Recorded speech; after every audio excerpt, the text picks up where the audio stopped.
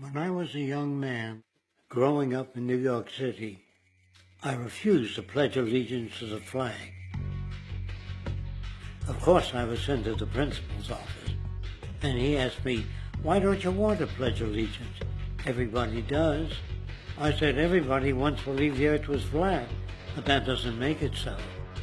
I explained that America owed everything it has to other cultures and other nations, and that I would rather pledge allegiance to the earth and everyone on it. Needless to say, it wasn't long before I left school entirely, and I set up a lab in my bedroom. There I began to learn about science and nature.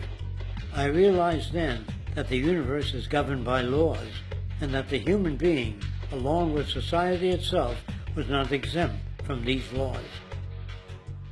Then came the crash of 1929, which began what we now call the Great Depression. I found it difficult to understand why millions were out of work, homeless, starving, while all the factories were sitting there. The resources were unchanged. It was then that I realized that the rules of the economic game were inherently invalid. Shortly after came World War II, where various nations took turns systematically destroying each other. I later calculated that all the destruction and wasted resources spent on that war could have easily provided for every human need on the planet. Since that time, I have watched humanity set the stage for its own extinction. I have watched as the precious finite resources are perpetually wasted and destroyed in the name of profit and free markets.